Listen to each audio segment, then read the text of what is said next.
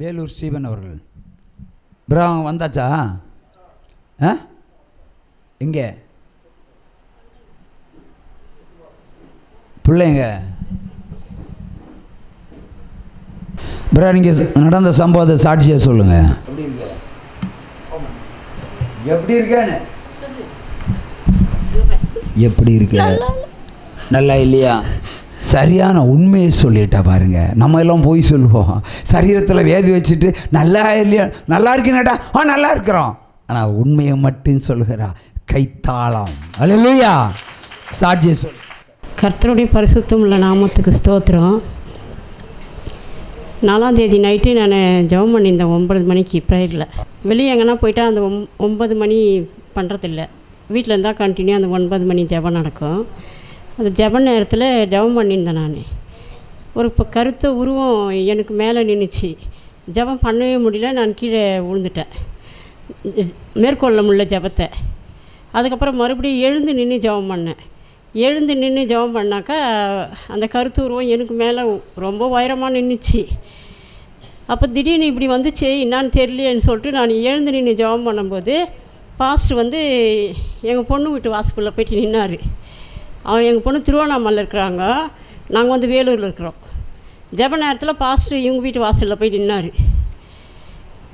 ஏற்கனவே பாஸ்டர் இதுக்கு சொல்லியிருக்கிறாரு, வீட்டில் வந்து மரணம் இருக்குதுன்னு சொல்லி. இதுக்கு தெரியல அப்படின்னா என்னான்னு. நான் டெய்லியுமே அது ஜெபத்தில் வச்சு ஜெபிப்பேன். அப்போ 4ஆம் தேதி காலையிலே இது எனக்கு நான் ஜெபம் பண்ணியிருக்கும் போதே எங்கள் மருமகன் ஃபோன் பண்ணார். ஜெபத்தை விட்டு எழுந்தேன், இந்த பாஸ்டர் அங்கே போய் நின்று தான் நான் தரிசனமாக பார்த்தேன். உடனே எங்கள் மருமகன் ஃபோன் பண்ணாங்க, இந்த மாதிரி உடம்பு சரியில்லை, இப்படி இருக்குது பாப்பா அப்படின்னு, நீங்கள் வாங்க கிளம்பின்னு சொன்னாங்க. அதுக்கப்புறம் உடனே இது பண்ணிச்சு போன எங்கள் பொண்ணு, இந்த மாதிரி உடம்பு சரியில்லை வாங்க வாமா அப்படின்னு சொல்லிட்டு. நாங்கள் 4ஆம் தேதி 5ஆம் தேதி 6ஆம் தேதி நாங்கள் கிளம்புனோம். போயிட்டு இதை சொல்லிச்சு பாஸ்டர்கிட்ட வந்து கூட்டின்னு போய் ஜெபம் பண்ணுவா அப்படின்னு சொல்லி. அதுக்காக நாங்கள் கிளம்புனோம். அங்கே போனாக்கா வேறு மாதிரி நடந்துகிட்டு இருக்குது. 5ஆம் தேதி வந்து ஸ்கூல், 6ஆம் தேதி ஸ்கூல் கிட்டன்னு போனது இது சேர்க்குறதுக்கு. ஸ்கூலுக்கு போனாக்கா ஸ்கூலில் போய்ட்டு விட்டுட்டு இது வந்துட்டு இருக்குது. குழந்த வந்து நடந்தே ஒரு 6 ஊர் தாண்டி போயிட்டுருக்குது. அதான் ஞாபகம் இல்லாமல் 1ஆம் தேதியிலேருந்தே இதுக்கு பிசாசின் தொந்தரவு, ஞாபக சக்தி இல்லை, எது பார்த்தாலும் அழுகுது, வேறு பாஷை பேசுது. அப்போ இது நேராக போயிட்டுருக்குது. ஃபஸ்ட்டு ஒரு பஸ்ஸுக்கு நாங்கள் பார்த்தோம், நாங்கள் போயிட்டோம் 4 மணிக்கெல்லாம் திருவண்ணாமலை போயிட்டோம். அங்கே போனாக்கா ஃபஸ்ட்டு பஸ்ஸில் வந்தால் காணோம்.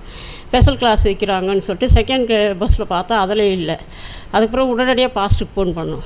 பாஸ்ட்டு இந்த மாதிரி பாப்பா 14 வயசு தான் ஆகுதுங்க, ஸ்கூல் போச்சு இன்னும் வரல அப்படின்னு சொல்லி. அவர் பாஸ்ட் சொன்னார், கம்ப்ளைண்ட் கொடுத்தீங்களா அப்படின்னாரு. இல்லை பாஸ்டர் இப்போ தான் அது நடந்துச்சு, 2 பஸ்ஸு பார்த்துட்டு உங்களுக்கு கால் பண்ணோம் அப்படின்னு சொன்னோம். அதுக்கப்புறம் அன்றைக்கி நைட்டெல்லாம் பார்த்தோம், குழந்தை இல்லை வீட்டில். நைட்டு ஃபுல்லாகவும் பார்த்தோம், பாஸ்டருக்கு ஃபோன் பண்ணி இந்த மாதிரி சொன்னோம், குழந்தை இல்லை பாஸ்டர் எங்கன்னா போயிருக்குதா, ஃபோன் இருக்குதான்னு கேட்டார். ஃபோனும் இல்லை பாஸ்டர் அது கையில் அப்படின்னோம். அப்புறம் நீங்கள் எங்கே இருக்கிறீங்க? நாங்கள் திருவண்ணாமலை இருக்கிறோம், ப்ரேயருக்கு வரலையான்னு கேட்டார். ப்ரேயருக்கு வரத்துக்கு தான் பாஸ்டர் நாங்கள் போனோம், அங்கே போனால் குழந்தை இல்லை அப்படின்னு சொன்னோம். அதுக்கப்புறம் தான் ஒரு 6 ஊர் தாண்டி ஒரு கிணத்துல போயிட்டு குழந்தை விழுந்துட்டுருக்குது. அது நினைவில்லாமல் போயிட்டு விழுந்துட்டுருக்குது. பிசாசு தொந்தரனால போயிட்டு அது போய் கிணத்துல இறங்கிட்டு இருக்குது. அந்த கிணறு வந்து பெரிய கிணறு. அங்கே வந்து அது எப்படி சொல்கிறதில்ல, கவர்னருங்க வசிக்கிற இடம், விவசாயம் நிறைந்த இடம் அது. அந்த இடத்துல போயிட்டு பெரிய கிணறு ஃபுல்லாகவே தண்ணி இருக்குது. அந்த கிணத்துல தரவெல்லாமே இருக்குது தண்ணி அந்த கிணறு. இது குழந்தை போயிட்டு அங்கே விழுந்துட்டு அன்றைக்கி நைட்டு ஃபுல்லாக பழுப்பு மேலே உட்காந்துருக்குது. பாஸ்ட்டுக்கு நான் சொன்னேன், இந்த மாதிரி குழந்தை இந்த மாதிரி. பாஸ்ட்டுக்கு சொல்லும் போதே எங்களுக்கு அது கொஞ்சம் கிளியர், அது ப்ரெஷர் இல்லை எங்களுக்கு. ஏன்னா பாஸ்டர் அது பொறுப்பேற்றுக்குவாருன்னு சொல்லிட்டு நாங்கள் அப்படி எங்களுக்கு விசுவாசம். அதனால் போயிட்டு நாங்கள் சொன்னோம், பாஸ்டர் உடனடியாக பொருத்தனை ரெடி பண்ணுங்க அப்படின்னு சொன்னார். பொருத்தனை வேணும் சிஸ்டர், அது கடவுள் சொல்லியிருக்கிறாரு, அது குழந்தைக்கு வந்து ஆபத்து இருக்குது. தண்ணியில் வந்து கிணத்துல வந்து ஏகப்பட்ட பாம்புங்க, பாம்பு மீன் எல்லா வித விஷப்பூச்சிகளும் அது நைட்டு ஃபுல்லாகவே இதை தொந்தரவு பண்ணி கிடச்சிருக்குதுங்க. இது நைட்டு ஃபுல்லாகவும் ஏசப்பா இதை கரத்தில் வச்சுருந்துருக்கிறாரு. இது நைட்டு ஃபுல்லாகவும் ஏசப்பா தான் கூட்டின்னு வந்துருக்குது. அப்படியே கரத்தில் வச்சுக்கிறாரு, ஒரு ட்ராப் தண்ணி கூட இல்லை. எங்களுக்கு எதுவுமே தெரியாது. பாஸ்டர் போன மாதம் செய்தியில் சொன்ன பேருக்கு தான் தெரியும் அங்கே என்ன நடந்துச்சு, கிணத்துல என்ன நடந்துச்சு, அங்கே எப்படி குழந்தை இருந்துச்சுன்னு எங்களுக்கு நைட்டு தான் தெரியும். காலையில் ஒரு 8-9 மணி இருக்கும். நாங்கள் இதை ரெடி பண்ணியிருக்கிறதுக்குள்ளே தெரிஞ்சிச்சு. நாங்கள் அதுக்கு சம்மதம் பண்ணி இது பண்ணோம். அந்த நேரத்துலேயே குழந்தை கிணத்துல இருக்கிறது அப்போ தான் எங்களுக்கு தெரிஞ்சிச்சு. மறுநாள் தான் தெரிஞ்சிச்சு. ஒரு நைட்டு ஃபுல்லாக அது கிணத்துல இருந்துச்சு. அந்த இடத்துல வந்து கடவுள் அப்படி கரத்தில் பிடிச்சி அந்த நைட்டு ஃபுல்லாகவும் அதை பாதுகாத்து வச்சுருக்கிறாரு. சார் ஆண்டவருக்கு ஸ்தோத்திரம். அன்றைக்கி மறுநாள் நாங்கள் இது போல் 9 மணி அளவிலும் அங்கேயே இருக்கிறோம். நான் பாஸ்டருக்கு ஃபோன் பண்ணும்போது, பிரதர் சீக்கிரமாக பொருத்தனைக்கு இது பண்ணுங்க, ஆனால் விஷயம் பரவின இருக்குது சரீரத்தில். ஆனால் அந்த இரவு ஃபுல்லாக அந்த இந்த பைப்பு பிடிச்சின்னு ஏசப்பா ஏசப்பானே கத்தி நின்றுக்குது வந்து குழந்த. அந்த ஊருக்கார் இது போல் நிலத்துக்கார் பார்த்துட்டு நான் வந்து குழந்தை கத்துற சவுண்டு இருக்குதுன்னு பார்த்து அவங்க அந்த ஊரில் இருக்கிற ஜனங்கள்லாம் வந்து மணி 7-8 மணிக்கெல்லாம் குழந்தை மேலுக்கு எடுத்து ஸ்கூல் ட்ரெஸ்ஸே இருந்தது எடுத்து வெளியே போட்டு பார்த்து காப்பாற்றி ஜிஎஸ்க்கு அனுப்பிச்சிக்கிறாங்க.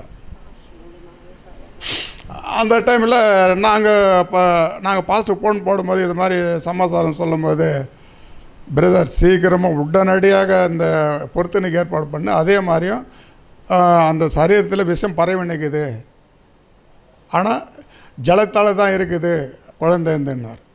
ஜலத்தால் இருக்கும்போது எங்களுக்கு எப்படி என்ன சொல்லுவது எனக்கு தெரில. அப்போ பாஸ்ட்டுக்கு நான் இதனுடைய சிஸ்டர்கிட்ட சொல்லும்போது இது மாதிரி சொல்லியிருக்கிறாருன்ட்டு நாங்கள் யாவொரு ரிப்போர்ட்டுக்கும் நாங்கள் இவரை தான் கேட்போம். அது காணாமல் போட்டாலும் நாங்கள் அது மாதிரி இது போல் வருத்தப்படலை. அது மாதிரி நாங்கள் வருத்தமும் படலை, அதுக்கோசரம் நாங்கள் இது படலை. ஆனால் நான் என்ன சொன்னேன், எங்கேயுமே போகல. ஆனால் பாஸ்ட் ஒரே வார்த்தை சொன்னார், திரும்ப வரும்ன்றது. அன்றைக்கி மணி ஒரு 8 மணிக்கு சொன்னார் சாயந்தரம். மறுநாள் காலையில் தண்ணியில் இருக்குது, விஷம் பரவினிக்குது, சீக்கிரமாக இது போல் இந்த பொருத்தனை செலுத்தினார். அந்த பொருத்தனை சொல்லிவிட்டு அது மேலே பட்டு பார்த்தாக்கா 9 மணி இலக்கெல்லாம் எங்களுக்கு தகவல் வந்தது. இது மாதிரி ஜிஎஸ்க்கு இது போல் அனுப்பிச்சுன்னுக்கிறாங்க, எட்டுன்னு போயிட்டு அந்த ஊர் ஜனம் சேர்த்து பார்த்துன்னு இருக்குது. அப்போ நாங்கள் போய் ஜிஎஸ்லேருந்து ஃபோன் பண்ணோம். சரி, உடனடியாக நீங்கள் ஜிஎஸ்சில் பார்த்துட்டு அவங்க என்ன சொல்கிறாங்களோ பாருங்கள் பிரதர் ஆன்ட்டு அவர் சொன்ன பிறகு தான் எங்களுக்கு ஒரு முழு நம்பிக்கை, முழு பல விசுவாசத்தோடு நாங்கள் வந்து இது போல் இந்த குழந்தைக்கு எந்த ஒரு ஆபத்து இல்லை ஆனார். அந்த நைட்டு வந்து கூட கம்ப்ளைண்ட்டு கொடுன்னாரு. சரி, நீங்கள் கம்ப்ளைண்ட் கொடுங்க பிரதர் பார்க்கலாம் ஆனார். நாங்கள் அது மேலே கூட எங்களுக்கு கம்ப்ளைண்ட் மேலே கூட நம்பிக்கை கிடையாது. பாஸ்ட் என்ன சொல்கிறாரோ நாங்கள் அதுக்கு தான் நாங்கள் இது போல் வந்து கீழ்ப்படிவோம். அது திரும்பவும் வரும்னாக்கா அது வந்து திரும்ப வந்து தான் ஆகும். குழந்தைன்னு நாங்கள் முழு உள்ளத்தோடு நாங்கள் விசுவாசத்தினால திரும்ப ஆண்டவரே எந்த இடத்துல இருந்தாலும் அவருக்கு தான் தெரியும், அது நம்மளுக்கு தெரியாதுன்றத நம்பிக்கையில் தான் நாங்கள் இருந்தோம். சோத்திரம் ஆண்டவர். கிணத்துக்குள்ளே என்னெல்லாம் இருந்தது? பாம்பு நிறைய இருந்தது. பாம்பு நிறைய இருந்ததா? ஒன்றும் கடிக்கலையா? கடிச்சது. எத்தனை பாம்பு கடிச்சது? 4-5 பாம்பு கடிச்சது. 4-5 பாம்பு கடிச்சது. கையை தட்டுங்க. ஒரு கிணத்துல தண்ணி, அதில் இந்த பாப்பா விழுந்துக்கிட்டு இருக்குது, சாத்தான் கொண்டு போட்டுட்டான். அல்லேலூயா. 4-5 பாம்பு ஒரு ராத்திரி முழுக்க ஈவினிங் முதற்கொண்டு விடிய காலம் வரைக்கும் கிணத்துல இருந்தவளை 4-5 பாம்பை கடிச்ச பிறகு அவள் கூப்பிட்ட இயேசு அல்லேலூயா உயிரோட கொண்டு நிறுத்தி இருக்கிறார். தீர்க்க தரிசனத்தின் அடிப்படையில் உற்சாகமா கையை தட்டலாமா? அல்லேலூயா. சரி, குட்டி பாம்பா വലിയ பாம்பா? பெரிய பாம்பு. பெரிய பாம்பு. பாம்பு பக்கத்தில் வந்தாலே பாய்ந்து செத்துருவோம். பிள்ளை, உனக்கு பயமே வரலையா? பயம் வரலையா? பாம்பை பார்த்து பயம் வரலையா? அப்பாவை கூப்பிட்டேன், ஏசப்பா. ஏசப்பா கூப்பிட்டா சத்தமா? அல்லேலூயா. அப்ப இயேசுவை கூப்பிட்டா பயம் போகும். அல்லேலூயா. கிணத்தடி ராத்திரி தண்ணி எந்த அளவு இருந்தது? நிறைய இருந்தது. தண்ணி நிறைய இருந்தது. உன் மேலே இருந்ததா கீழே இருந்ததா? உன் மேலேயே இருந்திருக்கு. பாருங்களா உற்சாகமா. அல்லேலூயா. அவன் இந்த பிள்ளைய விட அதிகமா தண்ணி. ஆனா பிள்ளை சுமார் 18 மணி நேரம் பைப்பை பிடிச்சி தொங்கிட்டு நின்று இருக்கிறா பாருங்க. 4 பாம்பு கடிச்சிருக்கு. 4 தான் கடிச்சுதா? எப்படி? 4-5 கூட கடிச்சிருக்கு. 4-5 கூட கடிச்சுது. அல்லேலூயா. இத்தனை பாம்புகள் கடித்தும் தேவனாகிய கர்த்தர் அவளை உயிரோட கொண்டு ஜீவ ஒளியில சேர்த்திருக்காருன்னு சொன்னா, இந்த உலகத்துல இயேசு கிறிஸ்துவே தவிர வேறு தெய்வம் இல்லை, இல்லை, இல்லை, இல்லை. நானே கர்த்தர், என்னை என்று வேறு தேவர்கள் உனக்கு உண்டாயிருக்க வேண்டாம். மேலே வானத்திலும் கீழே பூமியிலும். ஆமென். அல்லேலூயா. இந்த மகளுடைய பலவீனங்களை இயேசு கிறிஸ்து இப்பொழுது எடுத்து படுகிறார். சொஸ்தம். அல்லேலூயா. என் மகிமையை காண்பாய், கர்த்தர் உன் கூடவே இருக்கிறார். ஆமென். என்னுடைய மகளை ஆண்டவர் சுகமாக நல்ல மாதிரியாக காப்பாற்றி கொடுத்ததற்கு ஆண்டவருக்கு கொடான கொடி நன்றி.